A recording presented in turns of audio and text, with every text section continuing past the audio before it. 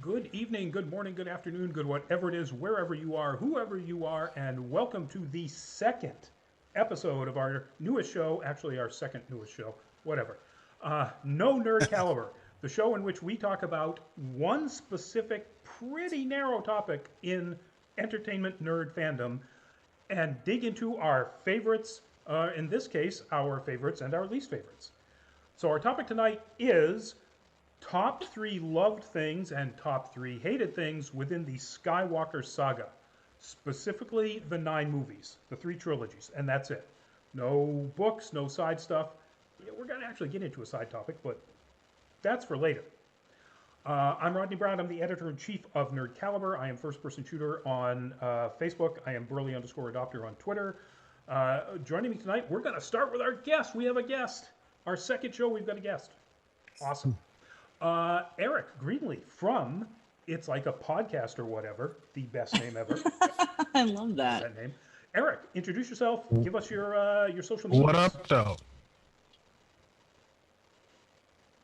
Eric, jump on in. What up, though? I love Power Acclaim. I thought I am. Hello. Oh, you were. Am I available? There we go. There you are. All right. There we go. All right. Blame it on Zoom. Always. Like I was saying, what up, though, loved ones? It is I, Handsome Bane, compelling protagonist of Isle of Power Claim, the toxic boxer, the problematic problem solver, Abel Magwitch of this podcast-ish. That's a literary reference. I'd like for you guys to read books. And I'm just glad to be here, man. Thanks for having me. Awesome. So, next up is our founder himself. Manny, introduce yourself, sir. Hey, this is Manny, founder of Nerd Caliber. I'm glad to be in this very interesting topic today. Short and sweet. And the wonderful, had to go with the space buns, and I love it. Go, if you would. Hello, Gogo Incognito coming at you with the space buns. Hi, I'm a longtime Nerd Caliber contributor, hostess, person with the mostest. I love being on these shows. I'm so excited to be here today. You can find me doing stuff like this and stuff like this. And if you want to follow me, come find me on Instagram at gogo_incognito. Or just honestly, all you have to do is go to the internet and type Gogo Incognito. Thank you. Thank you, Greg. Exactly. You will find me. And I had a really hard time narrowing things down for tonight. So I'm really, really excited. Also, I need you to see my shirt. It's Cabana Boba Fett. Yeah, I don't know how to do this. Nobody else has this shirt but me, I think. If the cantina was a tiki bar. No, that's actually exactly it. Nailed it. And our last member of the team tonight, who's got a mic that's still a little hot, Greg. So if you can bring it down a little, Eric, same with you. You can bring yours down a little more. Thank you. Greg, introduce yourself. I can do that. Hi, everybody. Greg Snyder. Let me turn my mic down just a little bit before I blow everyone's eardrums. Hopefully that's a little bit better. Hi, everybody. Greg Snyder, aka Wonder Llama Photography and or occasionally cosplay, though not very much these days. Longtime contributor, associate editor here at Nerd Caliber. And Gogo, you've shamed me. I need to get a Red Raven thing to put up in front of the screen, a la your calendar. So I'll work on that for next time. If you're in the greater Boston area. There we go. Let's see. Red Raven is what? If you're in the greater Boston area, we are a crazy photography studio. We are all about doing interesting sets, building out whatever you need. We do. We just did a literal bloodbath last weekend with Lady Bathory, Elizabeth Bathory. So anything along those lines, hit us up. Red Raven Studios. You can find us on all of the interwebs. Probably not the original. Bathory. She's not, I mean, no. She might be a little old at this point for sure. It's hard to fill it in an entire tub with virgin blood these days. That's probably true. Just the import taxes. I was going to make a joke so about much paperwork. The town in which you're located in, and that would just be inappropriate. So, anyway, so folks, we're going to start right out of the gate because we've got a lot of topic and we got a lot of people. Once again, if you've got any commentary, if you want to list off your own, if you want to disagree with us vehemently, hopefully not, not with profanity, jump into the chats. Let us know what you think about our topics, or about our choices, and our reasons for doing them. Mr. Krakowian, welcome to the chat. Welcome back. Always good to see you. You're in nice and early this time. Good deal. And I don't believe we've got anybody else yet on Twitch. No? Okay. All right. So what we'll do is we're going to start, going alphabetically. We're going to start with our loves. And we're going to say what it is and a fairly short description of why we love that particular thing about the Skywalker Saga. And since we're going alphabetically, Eric, that means you are up. Let us know, what is your first choice? All right. How's my mic right now? Good, good. All right, good. So my first love, and I think it's universal for everybody. I feel safe in saying this in a fandom where it's just not safe to say anything. The feeling we all get as a collective, hearing John Williams' score and the opening crawl. It is just the feels you get. You know, I still get goosebumps if I'm sitting, especially if I'm sitting in a theater. I'm laid back and and just the crawl and just making your eyes keep up with everything. It's incredible. It still is like the one thing I think that we can all agree on, just no matter what it's saying. Yep. I feel like that's part of our cultural DNA at this point. If you're yeah. a few people over a certain age, but certainly most of us under a certain age, and we've got a variety of certain ages here. But absolutely. I mean, you can do it on what is it, like Apple iMovie. Mm-hmm. You know, you can. It's that much a part of the zeitgeist, but it's like we all know where it came from, and we all know how it feels. Absolutely. It was, I don't know how long it was before I realized that the 20th Century Fox drum roll intro itself wasn't part of that. Like that was a separate, when they bring up the 20th Century Fox and dun dun brum bum. I don't think I was aware of that before I was aware of Star Wars. And the first time I saw that separately, I'm like, there's more music here, right? What's going on? All fanfares are Star Wars. That's just it. That's the way it is. Yeah. All right, go. Number 2. No. We're going to do going around. Okay. Yeah, we're going to do a round. So go. Your number one love. Oh my gosh. Okay. Sorry about it. Han Solo. My parents took me to see the first one when I was 3, like it was 4, like 3, 4. No, it had to be 4, 5, or 6. Youngling. But I was so young. I barely knew what I was seeing, but I remembered Han because he made me feel safe. Interesting. And then later, when I got older, he was a little bit part of my like, hi. But anyway, I really enjoyed, and again, I love Harrison Ford. I will love him till the end of days. You go back and you watch the first trilogy, and it's great. It's great. You go back and you rewatch Indiana Jones, and you're like, woof, problematic. Ooh, boy. Ooh. But you can get your early, Harrison Ford in the original trilogy. I loved his relationship with Chewie. Again, look at me. I am Space Fun Central. This is part of my usual style. Leia is my space mom. I belong to a church that is the Church of Space Mom. So that may tell you a little bit about me. But again, I just thought Han was correct. He was a great first sort of, he's a scruffy nerf herder, right? He was Scruffiest. the scruffiest and the best nerf herder. I also heard that nerfs are a little like tribbles, but that's a whole other show. That would be challenging to herd then. Woo, right? But anyway, I just, again, and going through, this was a really hard one for me because my brain kept going to the Clone Wars animated that was like 7 or 8 seasons, and I kept Right. having to be like, no, it's just the films, it's just the films. Yep. But I just think Han again as a leading man, great job all around. Great job Yeah, with the characterization, great job with the acting. Yep. Yeah. Not problematic, and that's kind of all we. Yeah, Yep. it's great. Anyway, I'm done. I could just say And great he 100 had some times. development, like that's one of the things we talk about. Exactly. Yeah. Yep. Yep. And he was dangerous without being dangerous. He was a rogue, y'all. He like for everyone who's like D&D and stuff, like this is your he was just it was a great character, and it kept up being a great character. Yeah, if we're doing the D&D never thing, definitely chaotic good rogue. Exactly. Never stopped being a good character, just good character till the end. Yep. I mean, he's a smuggler. That's He is. you don't Greg, have a whole lot of. Greg, we're moving on Am I up? you're moving on Okay. to your first one.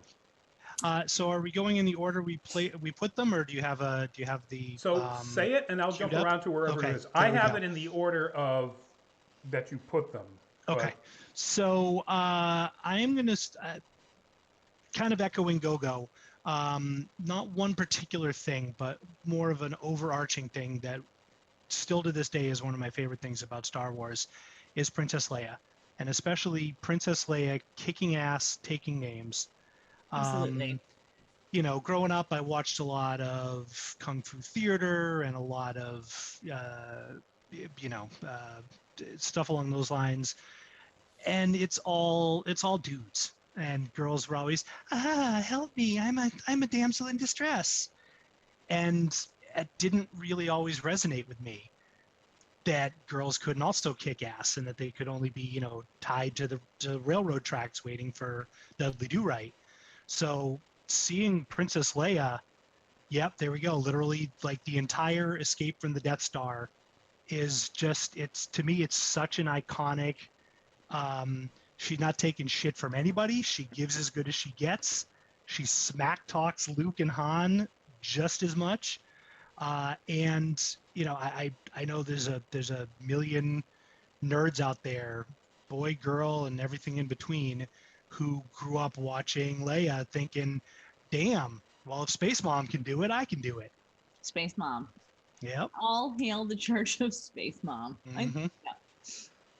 I would like to say Space Babe to Space Mom in a beautiful arc of Yep. character growth.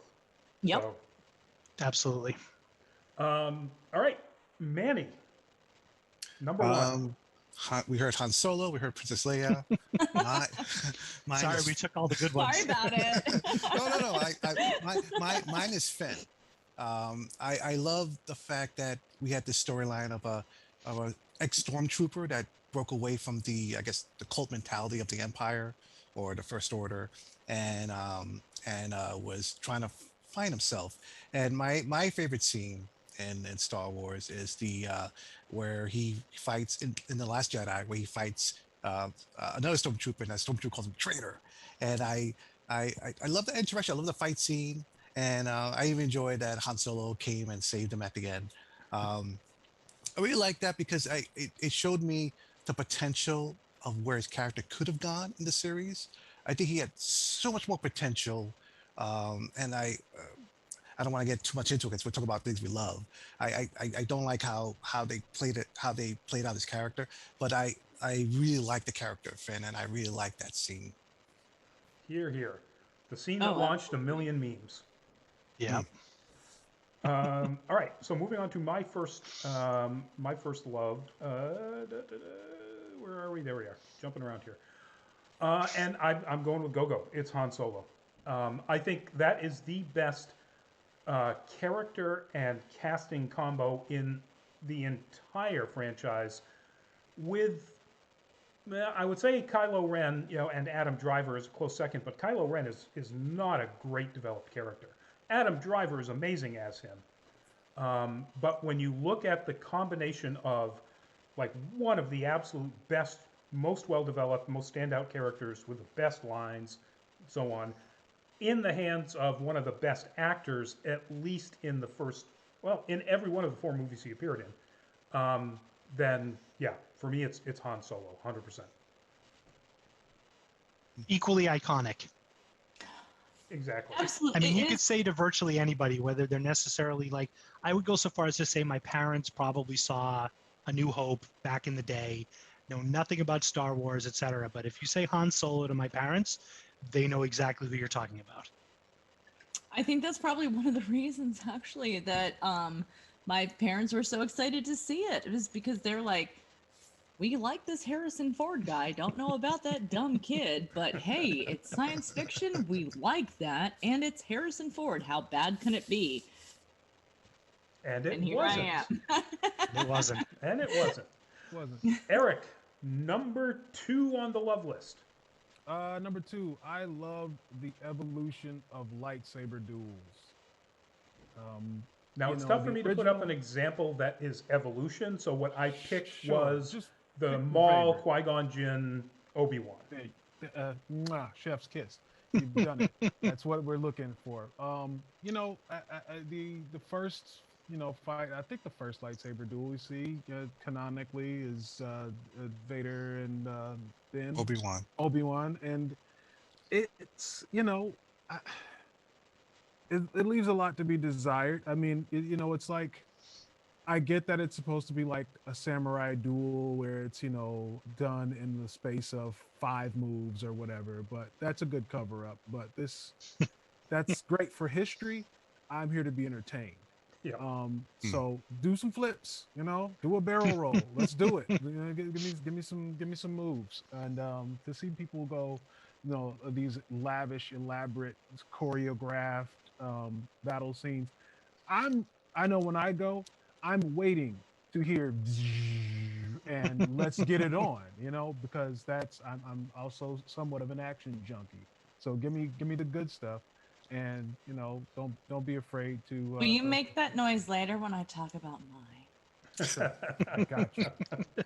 Yeah, I mean, Please. even I might later on in have the things trilogy, you've got a much more acrobatic fight between Luke and Vader. Of You know, course. and Yeah, so yeah, I'm exactly. assuming it's Alec Guinness because he was not a spring chicken at the time. Right. Yeah. So There's Eric, a- I was going to ask, just get your take on this, because it very much is the evolution, as well as sort of the action sequence and the the live stage fighting versus very CGI fighting. To me, sort of the apotheosis is Dooku and Yoda, where we've always seen Yoda as Yoda from Right. Empire, this this old crone of a puppet, suddenly doing Cirque du Soleil moves. He's a buzzsaw. So yeah. Greg, Exactly. can I ask you to put a pin in that and hold it for just a little bit? Sure. Because that's coming up. Okay. All right, let's do it. All right, go. Second love. Okay, guys, this is a little broad, so we're going to try to narrow it down because I had a hard time picking my loves because I was someone as a child who was deathly afraid of E.T. Mm. Aliens, super scary. I know he's not supposed to be, but Star Wars, I loved it. I loved everything about it. And where I was really afraid of this little like raisin looking dude who like lived in your closet, I was all about the droids, literally all about the droids. I could have easily have said until the last trilogy that R2D2 was really, really, really one of my favorite things. I swear when I was growing up with friends, with other nerdy girls and boys and people in between and all genders, that we literally were like, we know what R2 is saying. And I like C3. No. I like C3PO. But here's the other thing. Like, I have grown up being like, I don't know what they're called, but they literally, the droids, they look like a toaster. And they're like, and they come on like, I know what you're talking about. Yeah, I can't think of the name of it. thank you. They're You a know type what of- I'm talking about. Yeah. We're with And you. then there's the one, and they show up again in other stuff and other things. And get out of here, fruit fly. Sorry. and it's just like, oh, and like literally I'm like, and I'm watching with my friends, I'm watching with my husband. It's like, oh, they brought back the little rolling toaster, and then it's like, it's a trash can that walks, and it's like mar mar mar mar. I don't know the names of these, but I love them. I have been wanting to do a C-3PO costume cosplay. I'm a pinup girl and I do burlesque, so I'm like, how do I do this? When BB-8 came along, I was like, I got you. I couldn't pick between the droids, but they took kind of like an otherness and just and again humanized it, where again it's other. And I'm not here to get into the like, ooh, droids, they have, you know, sentience, but they work for us. And I'm like, you want to talk about Pokemon? Oh God, no. They Right? often remind me Right? of Right? the But animal appliances on Flintstones too. Oh yeah. That too. all of that. We could go to all of that, but they made these droids, even like literally the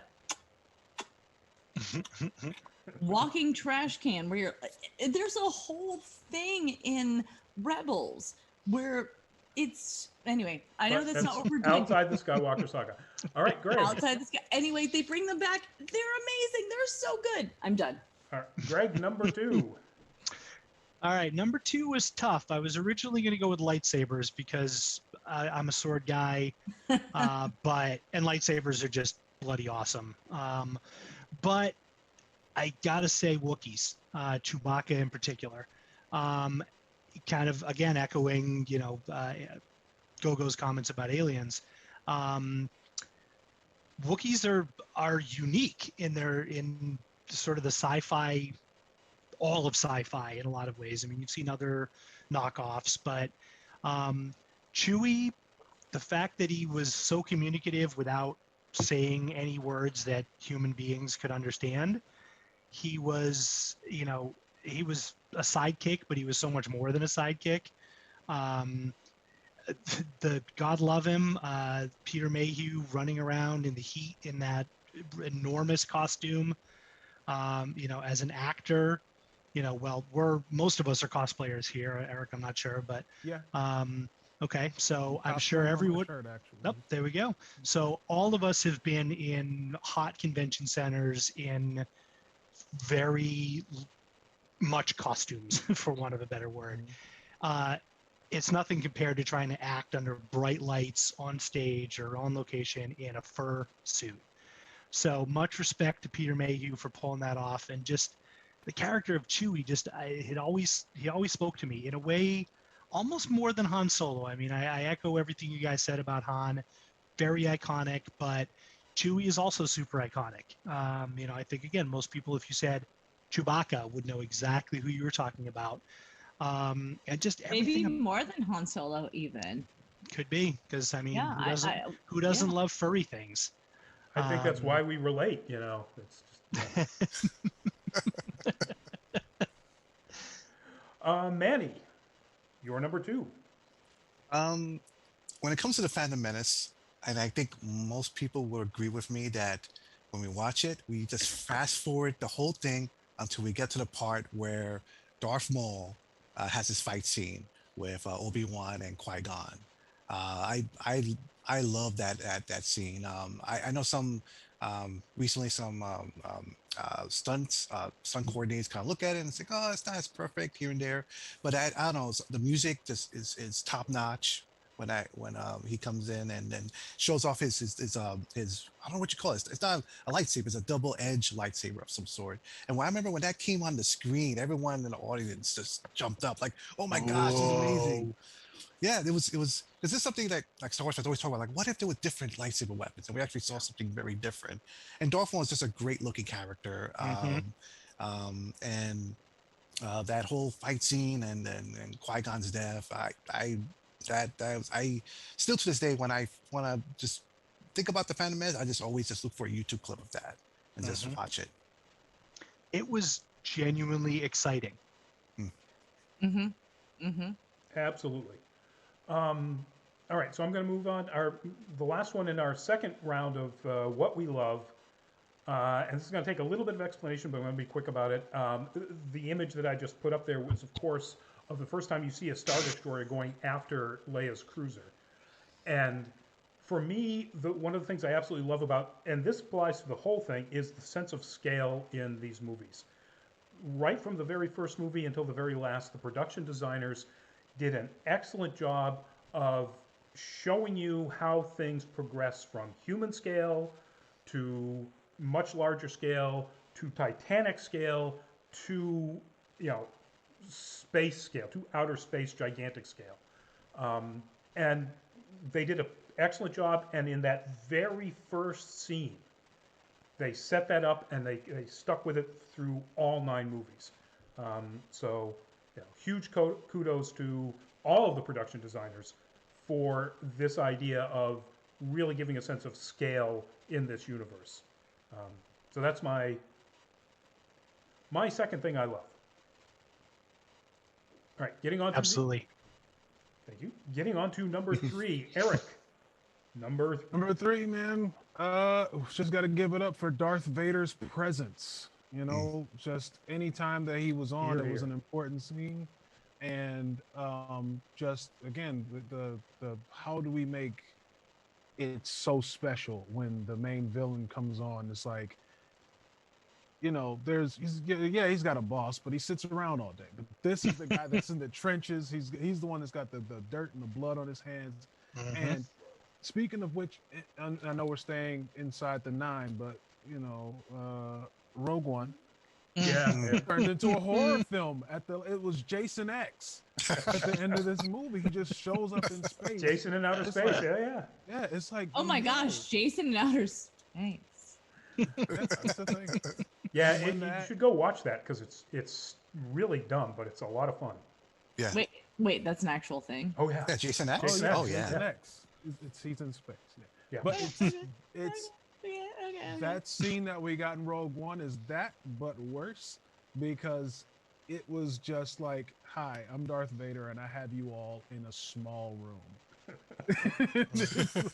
I have you in close quarters combat.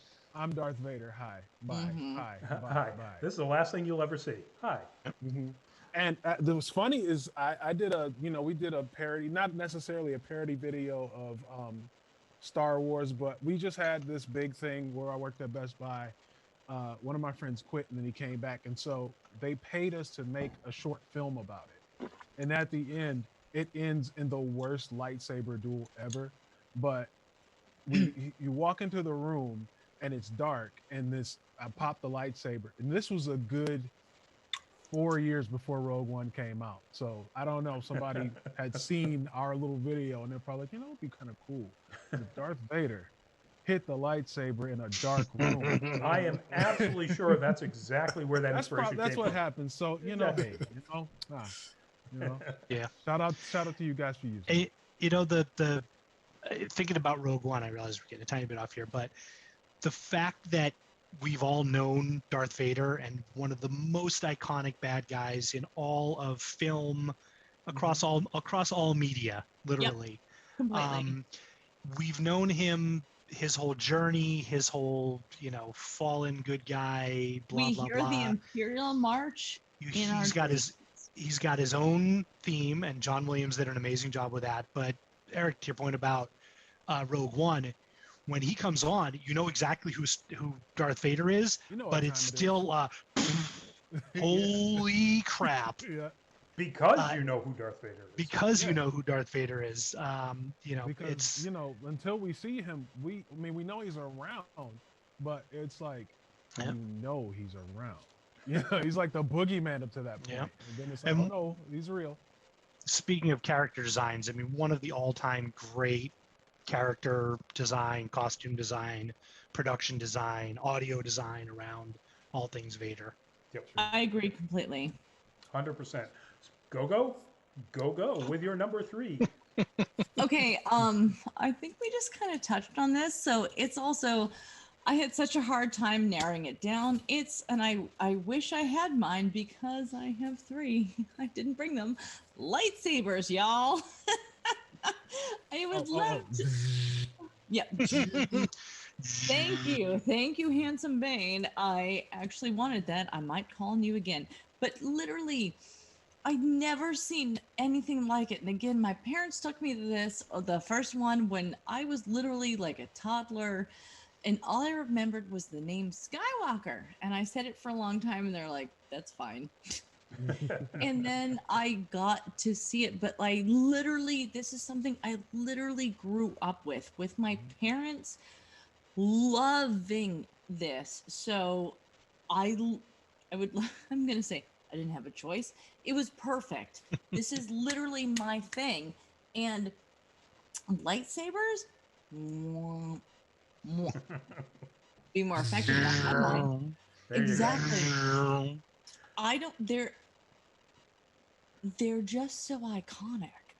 You know the sound, you wait for the sound, you get excited by the sound. The sound is like, Yep. This It's is the a whole- ASMR version of television. it's ASMR before ASMR was a whole thing. And again, like when I'm a burlesque artist, I got my Luke one when I started doing my Luke act like 5 or 6 years ago, and I have my blue one, and then it was time for my Twi'lek, and I was like, I don't know, so I have a green one that I'm not sure I'm ever going to use. I just don't feel it. And now I'm like thinking about a purple one. But I did get the, like, why did I buy a dual wielding white one? Did I get it? I mean, I'm sure it's going to be great. 'Cause I'm sure you'll find a use for it. yeah, I'm a Jedi, and they spoke to me when I was just a little child, and that sound just means something. Exactly. So before we move on to Greg, Shrignold, welcome to the show. And Shrignold says, fursuit. I'm assuming you're referencing the Wookiees.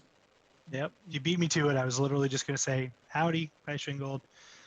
So this was a tough one. I was thinking about characters, weapons, ships, and I came to some of the iconic scenes, individual scenes and sequences, and the Darth Maul fight scene, super iconic. The Death Star exploding, obviously huge one. Ben Kenobi dying. Holy, wait, what? How'd that happen?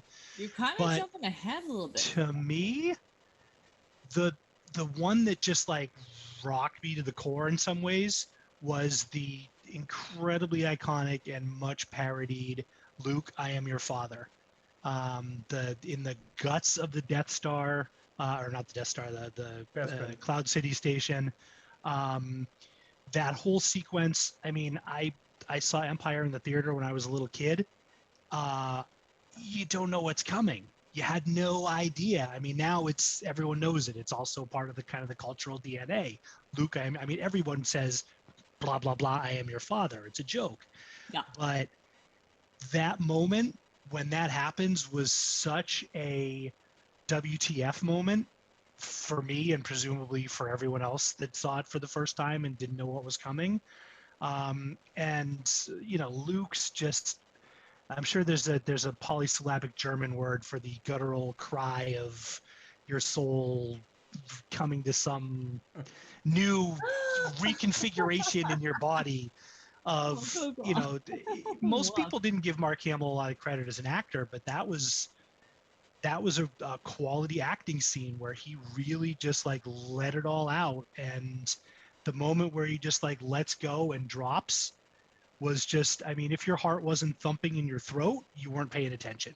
Yeah. That's still my favorite one of the whole series. All 9 films, that's still my favorite one. I was a little bit, I mean, I wasn't even that much older, but I was old enough to be like, these are people doing things, when I first saw it. But it's been a part of my life. I can't find any fault with this movie. Don't even ask. It's a little after my time, but my brother, I was watching it with him, and he grew up with it. And I was sitting there, and then he let me have that moment of, no, I am your father. And I was like, and here he has, he's seen it, maybe 7 or 8 years ago, and he's like, right, right. And it was probably for him. It was probably like when you know a bit of hot goss that no one else knows, and you get to drop it on them. You get to hear it again for the first time. Exactly. So it's like, yeah. Right. Yeah, for me, so the book adaptation came out before the movie was released, at least in rural Maine where I grew up. So a buddy of mine came up onto a friend's porch 3 days before we were going to go see it and said, "Hey, guess what? Darth Vader's Luke's dad." And we didn't kill him for some reason. I don't know why, but yeah. Isn't that guy the body in Stand By Me? He certainly should be. So for those who don't know, Rodney grew up not far from Stephen King. So ... Yeah, Well, that's right. Maine, one right? of the many places where he lived, but yes. So scary. Okay, that's nice. Manny, your third thing that you love. Probably my most favorite thing is the Luke versus Vader at the end of Return of the Jedi, just because to me that's the most emotional for me of all the movies. That scene right there, because at that point, I remember seeing this as a kid, like his friends were captured. Um, the Rebel Alliance was falling apart. They just found out that Death Star was functional. So just things were just going bad, and Vader is just playing the psychological game with him, like and telling him that and Emperor as well. That's just letting him know that you just go to the dark side. Nothing matters. And then when Vader goes a little too far by saying, "Yeah, your sister. That's right. I'm gonna make her. Maybe I'll make her to a Sith as well." And that just like snapped Luke, and then they had this big.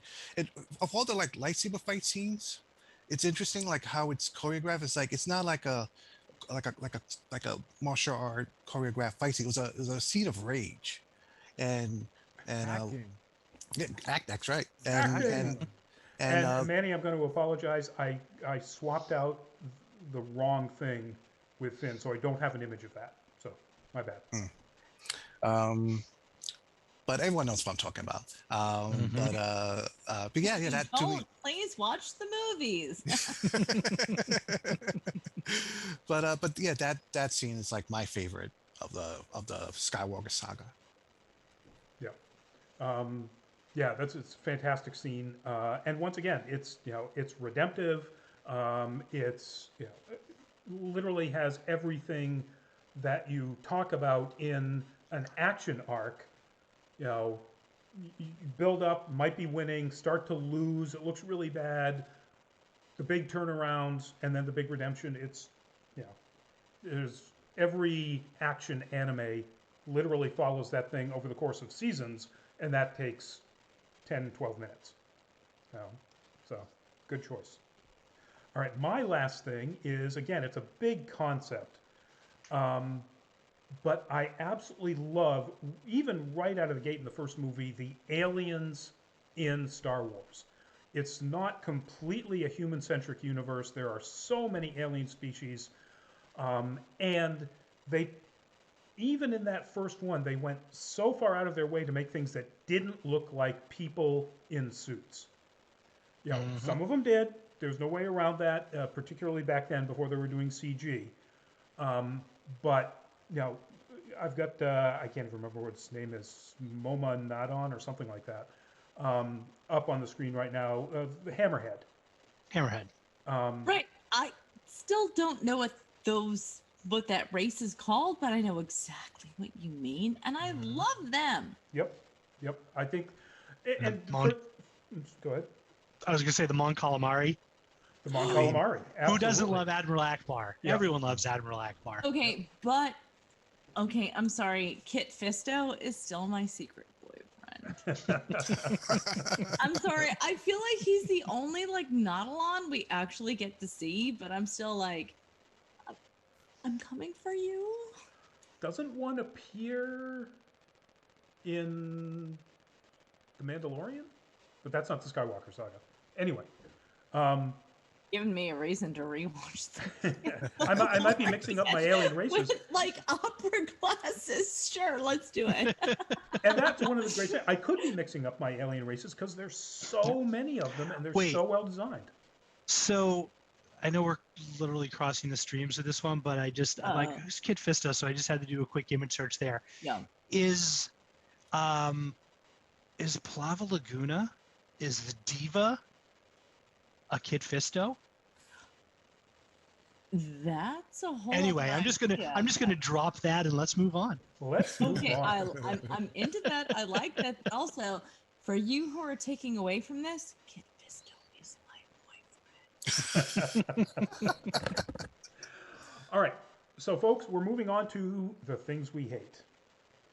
Now, and team, I got to let you know, it's 40 minutes in, and we're exactly halfway through. So, We'll be quick. A little bit shorter. We can do it. A Yep. little bit shorter. Yep. And so, Eric, start us off with that thing that we hate. All right. Number one for me, Senate hearings.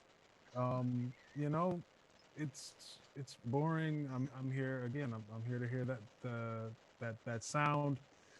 You know, toward once we get to see Yoda as a buzzsaw, it kind of makes up for it. But man, I get it. The extraterrestrials are there. It's cute. You got, we're talking about E.T. He's there. He's in the place apparently. But yeah, I could have done without those. I'm fast forwarding a lot. Yeah. Through especially 2. Yeah, agreed. And honestly, I really love political stories unless they really suck. Exactly. What about the entire arc about Imperial tax collection? Which they have to have hearings about in the Senate. So yeah, exactly. Go. Number one hate. Yeah. Captain Phasma, come on! She was amazing. Y'all hyped her up. She was So let me make it clear that you don't hate Captain Phasma. Oh, I loved Captain Phasma. Exactly. I love her. Come on, Gwendolyn Christie. So what you hate about it is that we did, like, y'all hyped her up so much, and we got like a little like animal cracker box of her. It's like this big. There you go. And then anticlimactic. Greg, my story. Anticlimactic. But seriously, come on. Just helping a sister out. Yep, shush. Also, they say we don't say death until we see a body. So she, come on, we wanted her to battle Finn. That was the whole thing. But then she was just like, oh, she fell. Oh, wait, she's gone? Hey, Darth Maul just fell after being cut in half. Wait. Oh, I know. Oh, right. Darth Well, there was Maul? the Darth, and then there was Maul. Exactly. Okay, yeah. Again, and we all know Darth what Maul? happened to him. He's back. Yeah, he's. Oh. Retcon. Don't get me started. But also, a lot of men's come back that we didn't even like the first time. But the whole thing is like, no, there's no death until we see a body. Come on. Some other thing that we do with Star Wars. We never saw a body. Come on. Wouldn't it be great if the what we assume is a female-led non-Skywalker Saga movie that's coming from, and I can't remember the name of the director, is a Phasma movie? Wouldn't that be amazing? That would be great. We all loved her. I mean, come on. She was so hyped. We all loved her. We were in for it, and then it was like, oh, wait, where'd she go? Exactly. Greg, number one hate. So this is kind of the flip side of Rodney's number one love, specifically about aliens, was the damn Gungans and Jar Jar. Just everything about that. You know what? I don't even need to talk about it. I don't think it was an ugly stereotype. It was just bad. It wasn't funny. It smacked of kind of an Ewok redux of trying to come up with a cute toy to sell kids rather than a character that made sense in any way. But it was racist. It did come across, even as a white kid from the suburbs, it came across as super racist. Yep. It didn't make any sense. It was a stupid character, and I wanted to punch him in the freaking face the whole time. And then you got to like Boss Nass, which just took it to a whole new level. So yeah, we could do a whole show on awful alien species throughout Star Wars. But that's a whole other series. Yep. Yeah, that's Phantom Menace. You know, between the racist stereotype Trade Federation guys, the racist Gundams. Oh my God. Oh, anyway, Manny, your number one hate. We just spoke about the Phantom Menace just now, and I mentioned about Darth Maul and that fights and everything, and how excited I was to see that. The total opposite of that would be the Yoda fight scene in Attack of the Clones. I hated that. Oh, I did not. Oh, no. That just looks stupid. No. Saruman versus Baby Yoda. Yeah. Hey, Sorry. Who thought Count Dracula versus Yoda? that would have been a much better movie? Oh, snap. Hell yeah, it would. Yeah. Yeah. I So mean, hence your wait for it. We're coming back to that. yes. Yeah. Okay. You know, if he was of the age when he played Dracula for the Hammer films, I can see this because he's a badass, like a certified war hero Christopher badass. Lee? Christopher Yeah. Lee, certified Oh, war hero gosh. badass. Right? But at that age, it was just so obvious that so much of it was stunt work and CGI. Yep. Anyway. It's interesting because the image that you just had up was from Clone Wars. Oh yeah. Was it not? I think so. And again, we've talked about this on our weekly show, that things work in animation that don't work in live action. That sequence animated was pretty great, but live action, Christopher Lee was in his late 70s, early 80s at that point. He was still robust for a guy that age, but he's not fighting like that. And Yoda bothered me more because it went from an awesome Henson puppet to ones and zeros. And it just, nothing about it, Manny, I totally agree with you on that one. Nothing about it looked real or realistic. And Eric, so that's why I brought that up when you were talking about, big action fight scenes, whether you like that one or not, because that was like the most frenetic fight scene in the whole series. Trash, but I love it. I've always been waiting to get to just they say, Yoda's this badass. He's living off in the thing, and you should have seen him back in his day. And he was like, Yoda, year 100. And he's just like a badass smoking squares in high school. Like, I would love that. So Oh God, yeah. I'm sort of in between. I love the action, but God, it's just a CGI mess. trash. I love it though. I'm surprised Lucas hasn't gone back and redone the CGI with all the advances Don't. in the subsequent 15 years. I mean, I shouldn't even say that out loud. They might hear me.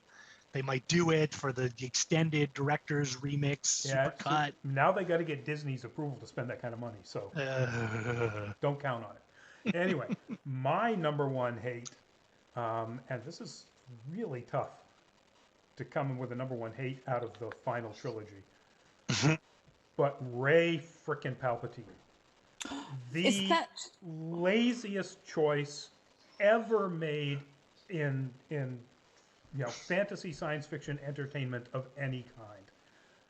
Just pure, unmitigated, let's just do what people think is the most obvious choice. Everybody wants Palpatine back, so let's figure out a way to do it, even if it destroys her character, if it destroys everything built up between her and Kylo in the second movie. Let's just go ahead and do it. Can we all hate on this now? Is this a Yes, thing? feel free to Okay. hate on Absolutely. this quickly. Well, it's one of mine. So, Rodney, please tell us how to go forth. Going forth, we are going to our second thing we hate, starting with Eric. I don't know if I hate it as much as it just doesn't make any sense to me. Rule of two, man. Like, you got one badass out there, another one just sitting back at the house. If you get like 3 or 4 and just kind of have a rotation of who's gonna be doing what, and you find you an apprentice, and you kill them and live on in that soul. Apparently, you can do that, as Ray Palpatine was the example showed us that. Oh, it'll just kill you and live in you. And it's shut up, dude. Like you've lived long enough. So I mean, if we just had that, if you can do that, what's to stop you from just having a rotation of like 4? The Rebels had enough of a problem with just Darth Vader. Imagine Darth Vader just had another guy that was like, or a girl, or somewhere in between, you know. It's a scale. But anyone can be evil. Anyone can be evil. Anything can, you know. But it just didn't make any sense to me. Like, well, you could. So you guys are choosing to only have 2 guys that can do this, because you could probably train a third and, you know, just kind of mop the floor with these guys. Yeah, how do the Sith become an actual danger if there's literally just 2 of them at any given time? That always made no sense to me too. And one of them is at the house. He's just home. He's just by the phone. All is coming from inside the house, and then the apprentice who is never good enough. Asajj. Hey, I'm having a hard time with my son here. How about you hop up and help me there, buddy? We can do that. Now, I love the reference to Asajj Ventress, but not in the nonology. Dang it! I'm sorry. It's okay. I did it again. But Bobby, Gogo, don't play lawyer ball, Bobby. Now you get to go into your second most hated thing. Go. Wait, did we just start talking about Annie and Padme? We have not yet. Okay, let me introduce something that is so wrong, yo. Come on. Oh my goodness. Like, you don't even have to be on the Hallmark Channel to understand, like, this is the incorrect way you do romance. Oh, come on. Oh gosh, guys, it was so bad. Oh, it was so bad. The courtship of Annie and Padme. We just like, we're supposed to forget again that he was a child while she looked like that. And she still looked like that when we put a new actor in. And we're just like, okay, that's fine. That's fine, because it's fine when women are like, hi, younger person. Come, but God. I was so embarrassed for Natalie Portman. Yep. Wow. Now, oddly enough, wow. This choice follows right down through the rest of the list. So rather than jumping in on anything that Gogo says, when Gogo's done, we're just going to go right to Greg. Take it away. Yeah, take it away. I'll just echo everything you said. Clearly, the fact that I've got my Zoom background is by coincidence. The same image Rodney pulled from the internet. Wooden, uncomfortable, no chemistry whatsoever. But so since that's already been covered, I'm going to jump into, I was debating between a couple of things. Rodney, don't worry, we don't have a picture for this. One of the things I loved about Star Wars was the sort of Zen Buddhism of the Force, in a sense, the philosophy around balance, the yin yang of it, the whole, I realize this is Dune, but fear is the mind killer. You know, fear leads to anger, anger leads to hate, etc. It's all space philosophy. So that was completely, like, all of that philosophical backstory that got built out was flushed down the toilet with the introduction of midichlorians. It's not you, it's weird little nanites in your system. No one knows what they are, no one knows how they got there. We've got a meter that can measure how many midichlorians you've got, but we don't know how to, we can't take them out of you and inject them into someone else and make another Jedi or another Sith. It just, speaking of lazy writing, everything about that just felt lazy. The first scene was just boring exposition where they introduced something that was a 90-degree left turn from everything we talked about before then. And I just, I hated everything about it. Like, all of the cool, wow, damn, you found that quick. I had actually found, I had searched for it and pulled it down because that was one of your choices just before. In case. yeah, it was lazy, and as somebody who appreciated the philosophical underpinnings of Star Wars, this was, this was just flush it down the toilet for me. Yep. 100% agree. You didn't need to make space magic try to be scientific. So, Manny. Oh, go ahead. Oh no, I feel like I don't need a deep explanation. I don't need you to quantify it, but the Force is already kind of a MacGuffin. You can do so much with it to the point where it's too much with it. So no, now you're telling me that it's finite, but you've done all this infinite stuff with it. So you didn't need to do that at all. Yep. Yeah. Yep. Agreed. All right, Very Manny. true. Unless you were going to change your topic on me, No. so go right ahead and talk about the love that you have for Annie and Padme. Oh, it's such a great love scene and the dialogue. The second I heard that, I actually went into my bookshelf and threw away all my Shakespeare books, my poetry books. I was like, no, this is all garbage now. This is what's true love. I use it now I used to use it to pick up girls with, and no, I don't. No. Shall I compare thee to sand? No. Oh, please don't. Liza Minnelli lies. But yeah, simply said, it's. I mean, I just like Gogo said, this is just pure garbage. That's It's that's it. terrible. Yep. Yeah. And we're going to get into one of my hates, which explains a little bit about that. But in addition, I can't imagine how George Lucas landed, any sort of romantic partner if that's his idea of courtship. Woof. Yeah, I was just, talking about, sort of behind the scenes stuff. That, if I remember right, is the result of letting George Lucas write dialogue and write characters for movies rather than letting Lawrence Kasdan continue to take, the yeoman's work on that. It was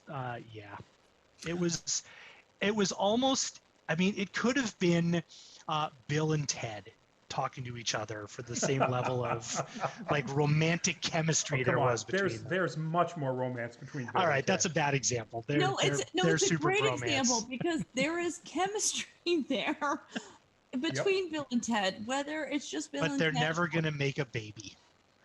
Or two. All right. Or two. So, Rodney, what do you got? Guess what? It's essentially the same thing. I'm going to use the same image anyway, but mine is a little bit more specific. Hayden Christensen. He is the 100% worst choice for this character. And I've said this before in other situations, so I'll just do it real quickly. If you think about somebody who could do a character who we A, have to find charming enough to charm a princess, and B, menacing enough to be believable as Darth Vader at some point, Hayden Christensen was so deeply not that person. And I had to look this up as a possible other choice. 2 months older than Hayden Christensen and starting his movie work at exactly the same time was Tom Hiddleston. Wow. Can you imagine?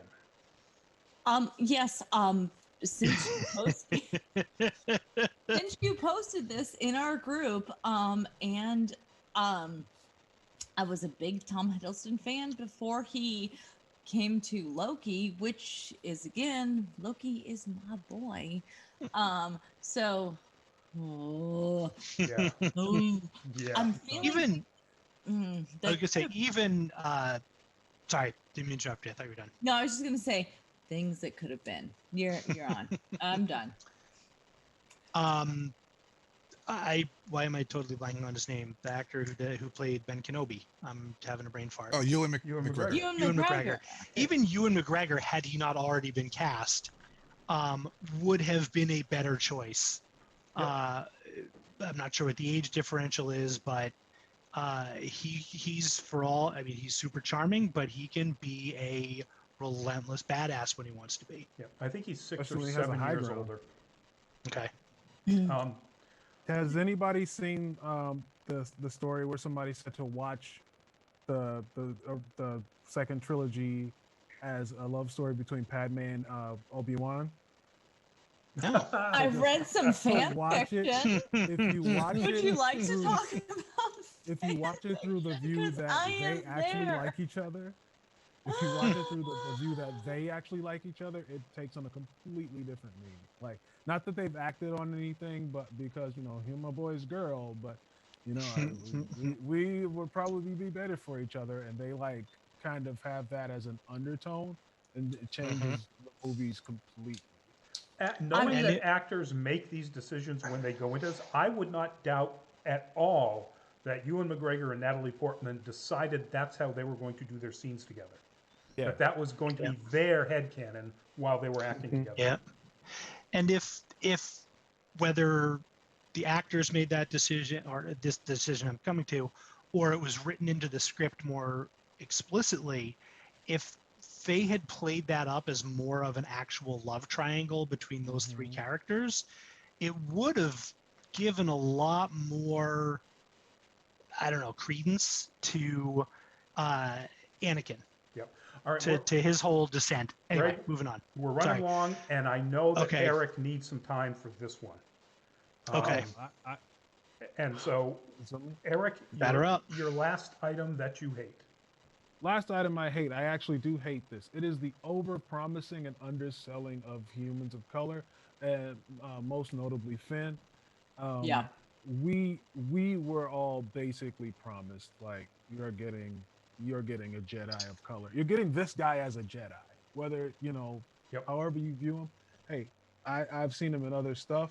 I love John Boyega, and John Boyega had to obviously feel like he was promised the Jedi spot, because if you watch, he has like a Twitter video a long time ago where he's watching the trailer for the first time, and you're like, I'm tearing up for this kid because he's lived, like, this is his dream, and he's like, yeah, I'm about to be a black Jedi, baby. And it's just like, don't you kind of have to be force sensitive in order to hold a lightsaber without chopping off your arm? Like, it's, so it was still kind of promised to us, like, he didn't die in a situation where he probably should have. And then it was just like, all right, so we'll figure out something for you to do in the rest of the series. But Yeah. And then in the third movie, it's like, oh, I want to tell you something.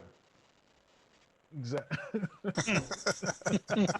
That's your solution to the end of Finn's arc? Yeah. Buddy. It killed me.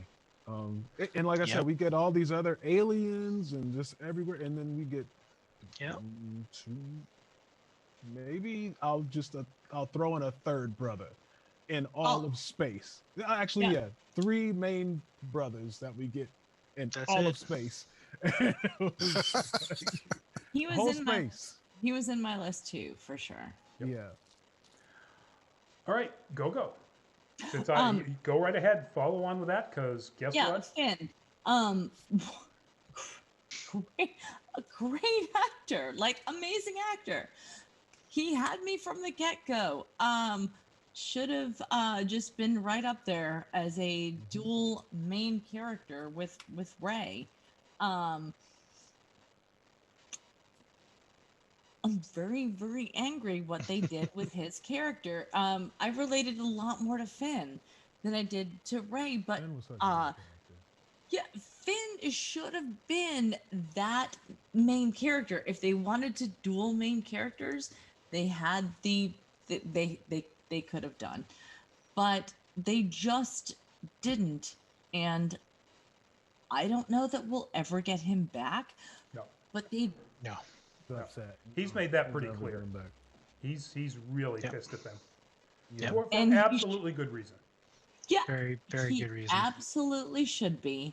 And that's sad for all of us who are like, oh my gosh, this is our Jedi. Because I related a lot more to Finn than I did to Rey.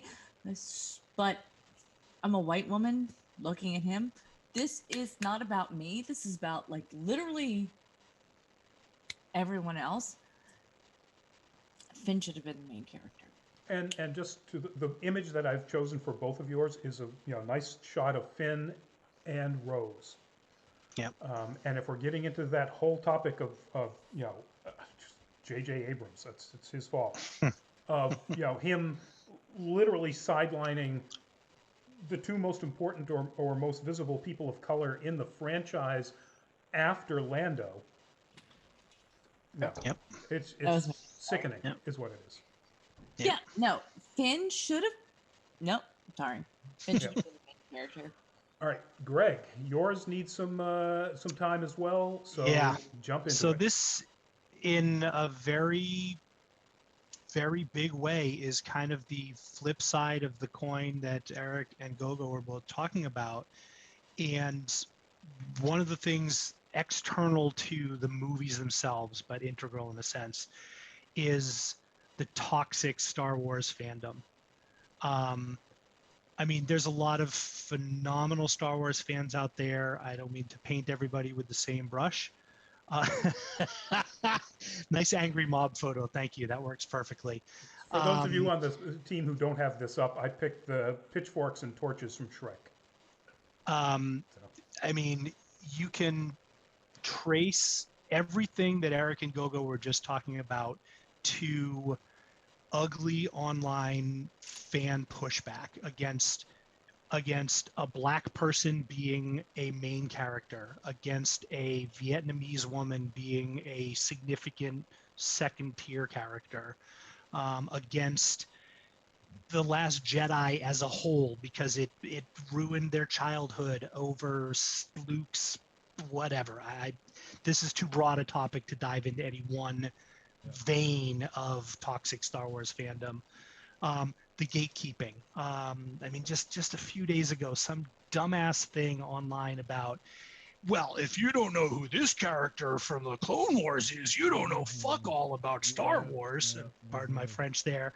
That shit makes me incredibly, incredibly irate and vexed and angry, because this can be, should be, generally speaking, is a universe that everybody should be able to get into. Yep. And there's lots of people who I like Ewoks. Cool. You like Ewoks? You're a Star Wars fan. Awesome. If you like Gungans, I don't, but maybe that's a really bad example. But I don't know. Ben's pretty keen on Gungans. Ben is keen on Gungans because it's Brian Blessed doing the voice of Boss Nass. Yes. But if all you know about Star Wars is Luke and Han and Leia and lightsabers, awesome. You don't need to be an encyclopedia of Star Wars trivia.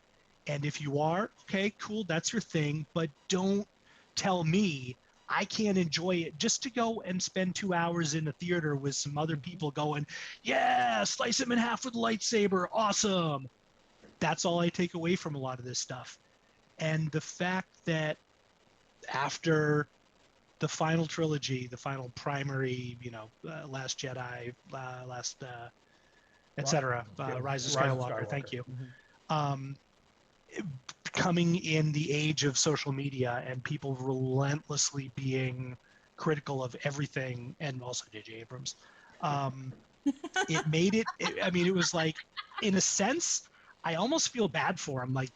He was almost in an untenable situation trying to make Rise of Skywalker, but I don't really feel bad for him. He could have done a better job, or could have just said, F you fanboys, I'm going to make a movie that makes sense as a movie, as part of the continuity of this series, and not kowtowed to people who said, we can't have a black guy as a main character, we can't have a Vietnamese woman as a main character. Even Oscar Isaac as a Hispanic man, as a Latino, could have been he was one of the bigger people of color, or bigger characters whose actor was a person of color. Even he didn't have as big a role as he conceivably could have. It was so much fan service. So again, we could do an entire show on toxic fandoms from pick your fandom. But this one, I think more than most, really gets under my skin and bothers me. Yeah.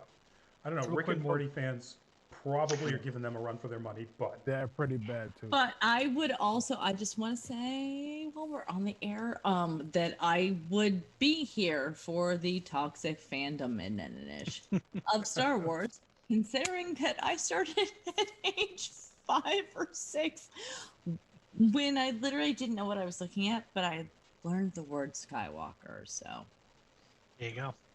I have hit.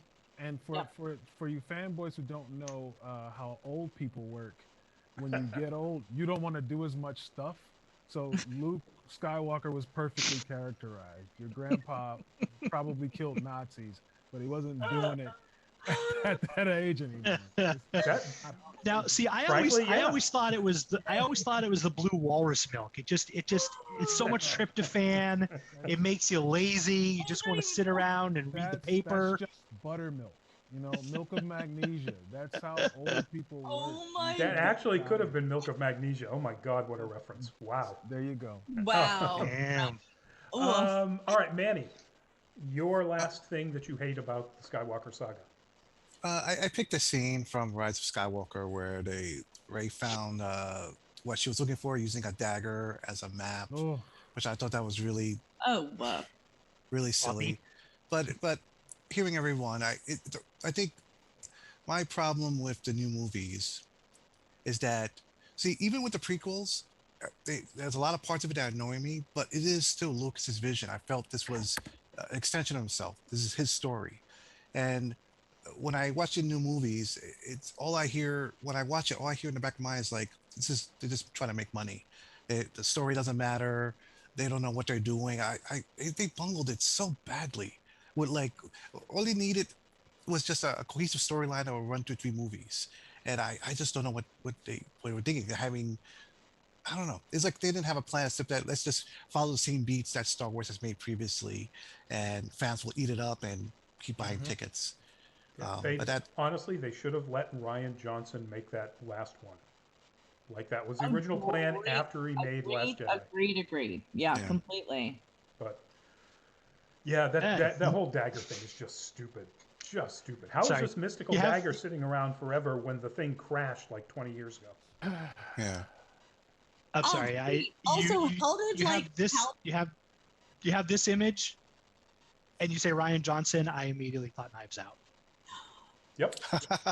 Okay, but also, as we talked about, how does just like Palpatine mysteriously came back? Shut up with that. That was so dumb. It was a lot more meaningful when Rey got the thing that said, "You're no one. You come from nothing." It ties in to that when they sent Rose and Finn off to like the gambling world. And at the end, we see that Force-sensitive kid in the stable. He reaches for the broom and it goes. Exactly. Rian Johnson said, "This is not about eugenics." Thank you. So glad. And then J.J. Abrams went, "Yeah, no, but really it is." Nobody people with midichlorians, so it has to be them. Yep. Freaking midichlorians. I got an email from Kathleen Kennedy, and she said, "Make it about eugenics." I liked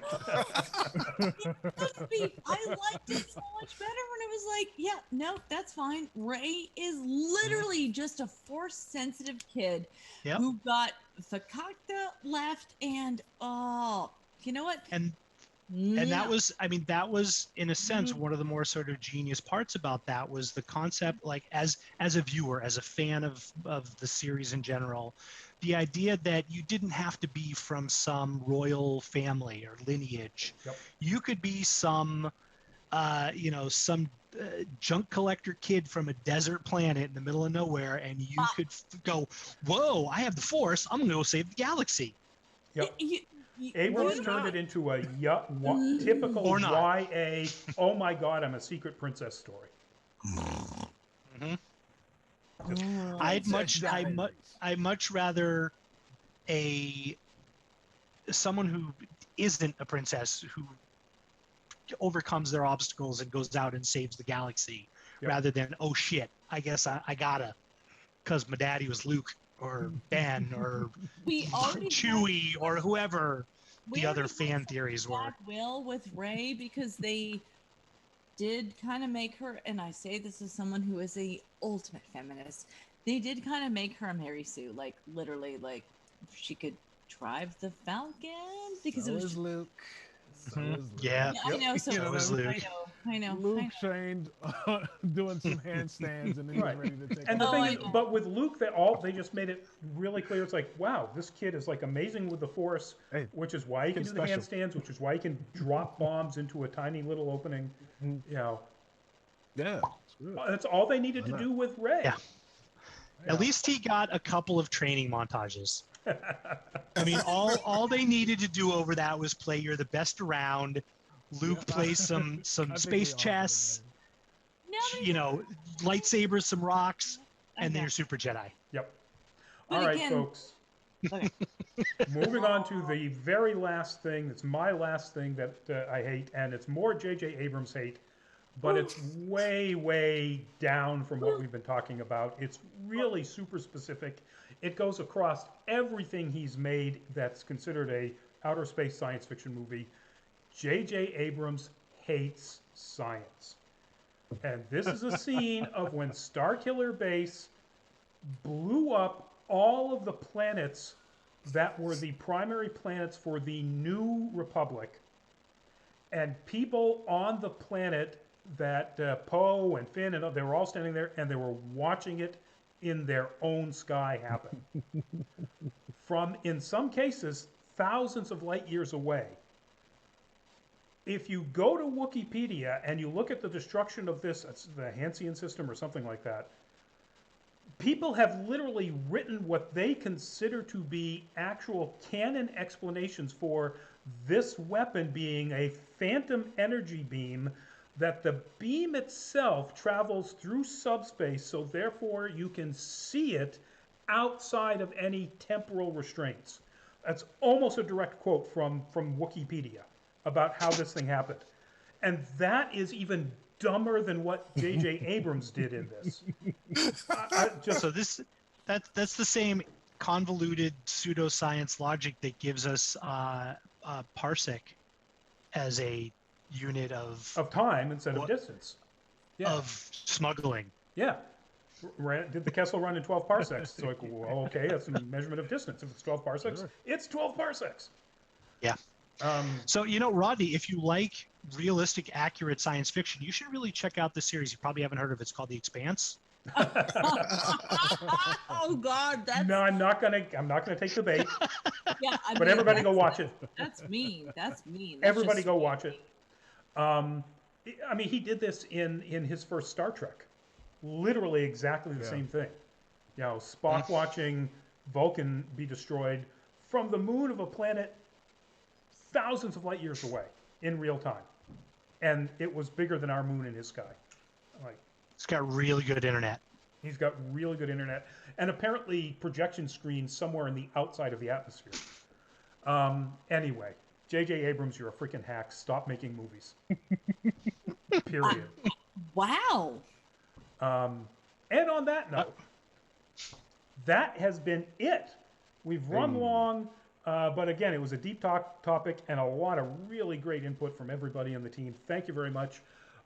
Real quickly, we're going to do the go around where you sign off and give us once again your social media, and we're going to end with Eric. So we're going to start with Greg.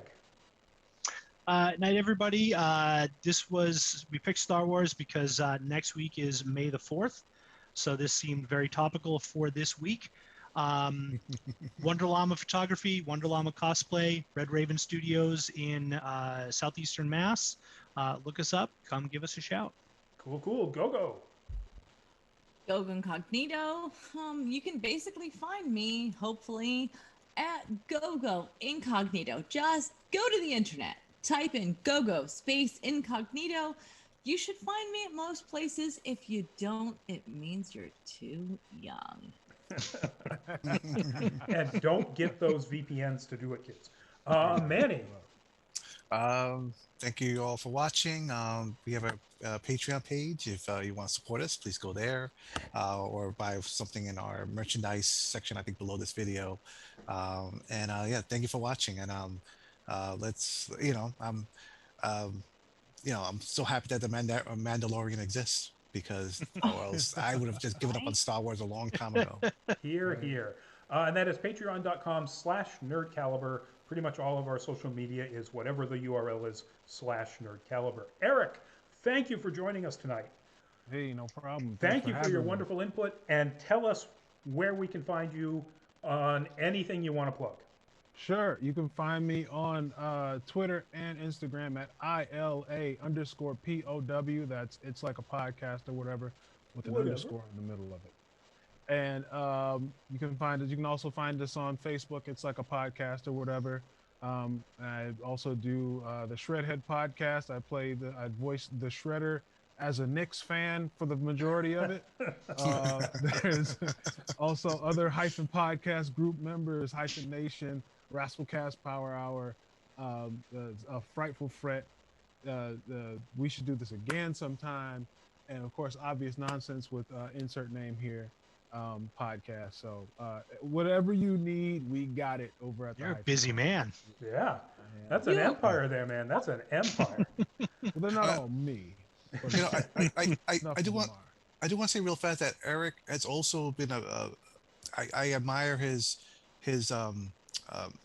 goals to try to help the community. The first thing he ever invited me to was an event to help a gym that gives free lessons of free karate lessons. Level Ground.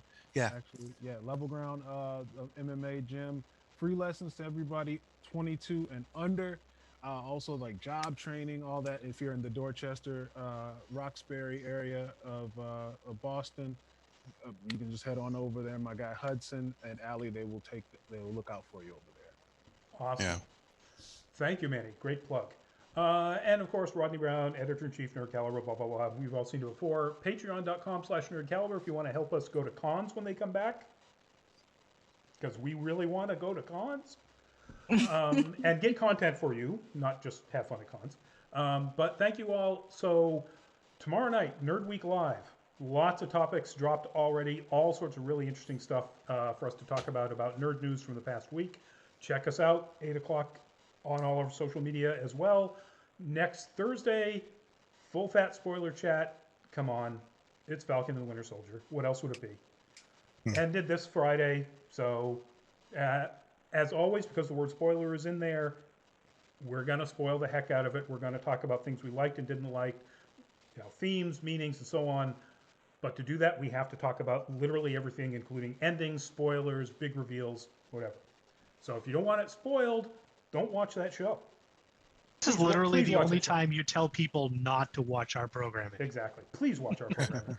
Thank you guys thank you for being here, everybody, and good night. Thank you for everybody who's in the chat. Bye-bye. May the force be with you. May the force be with you. Live Live long long and and prosper. Oh, prosper. sorry. There we go. Oh shit, I got that wrong, didn't I?